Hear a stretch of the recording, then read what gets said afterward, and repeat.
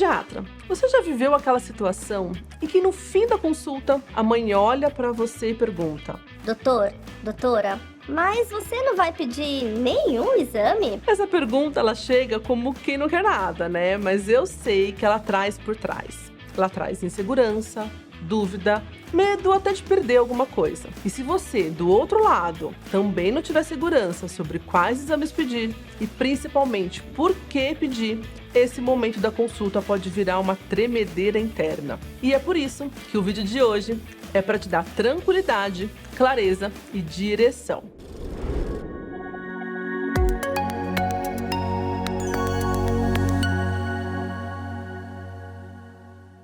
Se você ainda não me conhece, eu sou a Julie, pediatra, hematologista infantil, pediatra de consultório e cofundadora do PDC.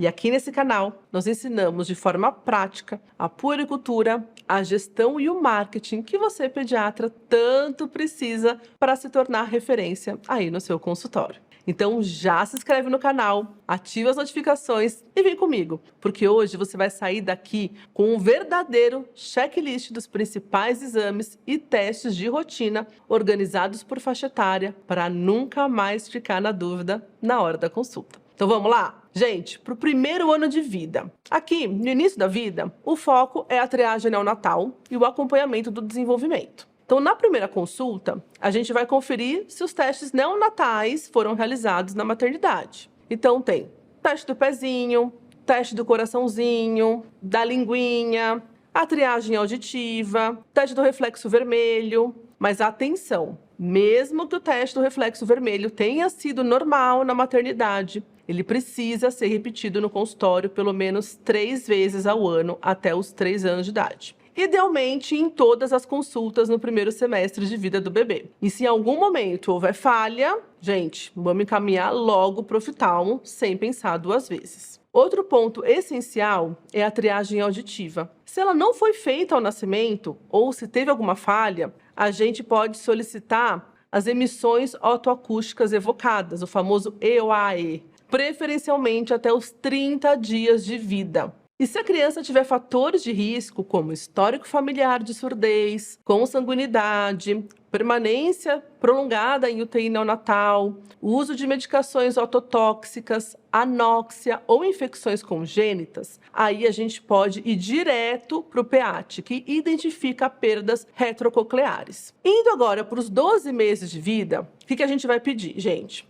A Sociedade Brasileira de Pediatria recomenda hemograma, ferritina, urina 1 e PPF se houver sintomas ou prevalência alta na região de parasitoses. Apesar desse BP indicar apenas ferritina, eu, aqui até falando como hematologista, sugiro que você também peça ferro sérico e saturação de transferrina. Eu vou explicar por quê. Porque a ferritina, gente, a gente sabe que ela é também uma proteína que mostra inflamação. Então, muitas vezes, a criança ela pode estar aí na vigência de uma IVAS, de uma jeca, enfim, e a ferritina subir. E aí, se a gente tem só um hemograma e uma ferritina, a gente pode ter um resultado falso. Então, a minha sugestão é fazer também análise do ferro sérico e da saturação de transferrina, principalmente até da saturação de transferrina, que é mais fidedigno ainda do que o ferro sérico, porque assim, gente, eu não sei se vocês lembram isso, mas a grande parte do nosso ferro fica até na mioglobina, não é nem tanto na hemoglobina. Então, a saturação de transferrina nos ajuda ainda mais a identificar uma possível ferropenia. Mas, pensando nessa história que a ferritina mostra inflamação,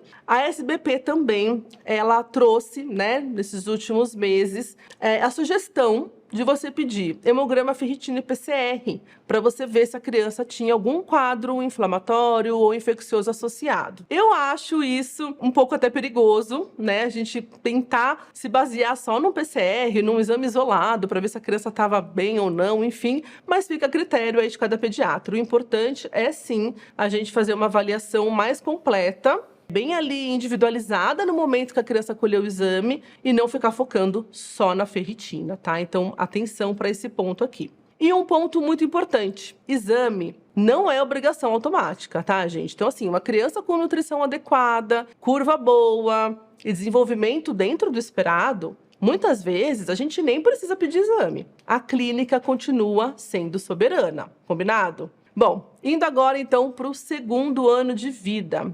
Aqui a gente começa a pensar, ampliar um pouquinho a vigilância, principalmente se tem histórico familiar que justifique. Então, por exemplo, hemograma, o ferro sérico, a ferritina, a saturação de transferrina seguem, mas aqui a gente já inclui um perfil glicêmico, né? Então, com glicemia de jejum, insulina de jejum, hemoglobina glicada, avaliar o índice Roma. E se houver história de diabetes ou erro alimentar, principalmente. Perfil lipídico, então colesterol total em frações, triglicérides, principalmente se os pais ou avós tiverem histórico de doença cardiovascular precoce. Então, se indicar esse perfil lipídico, vale repetir a cada 3 a 5 anos. Fica a dica aqui para vocês também. E a partir dos 3 aninhos de vida, ali entre 3 e 4 anos, aqui entram alguns exames complementares que nem sempre são lembrados, mas que fazem toda a diferença em consultas específicas, principalmente se a criança está mais ativa. Então, raio-x de tórax, eletrocardiograma, né? Então, assim, indicado se a criança for praticar alguma atividade física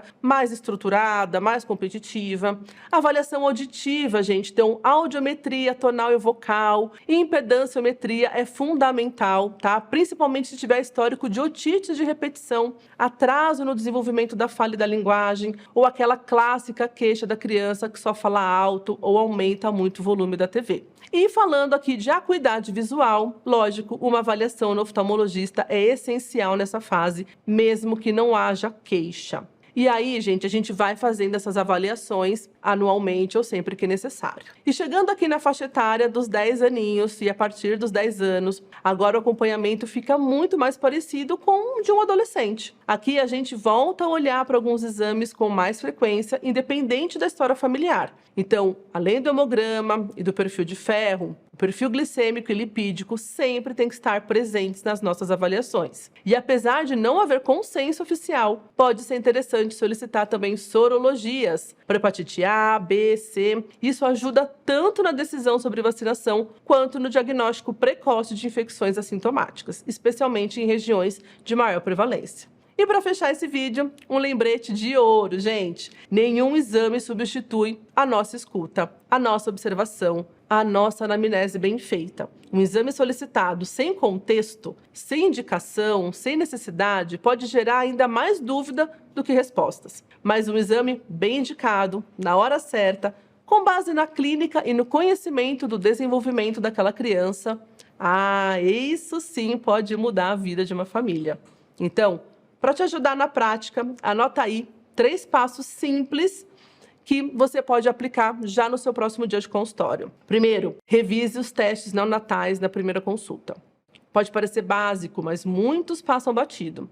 E é ali que a gente já mostra atenção e cuidado. Vamos usar a faixa etária como nossa aliada. Então, criar um pequeno guia por idade, né, deixar colado ali na nossa mesa ou dentro do prontuário, para que a gente se lembre de quais exames avaliar em cada fase da infância. Isso ajuda demais. E o terceiro, nunca vamos pedir exames só para agradar a mãe. Vamos explicar, orientar, mostrar nossa linha de raciocínio. Essa é a melhor forma de mostrar autoridade. Então, me conta aqui nos comentários. Gostou de ver os principais testes que a gente deve saber para solicitar e quando solicitar? Se esse vídeo te ajudou, deixa seu like, compartilha com aquele colega pediatra que vive pedindo exame para garantir e, claro, se inscreve aqui no canal, porque toda quarta-feira tem conteúdo novo para transformar a sua prática no consultório.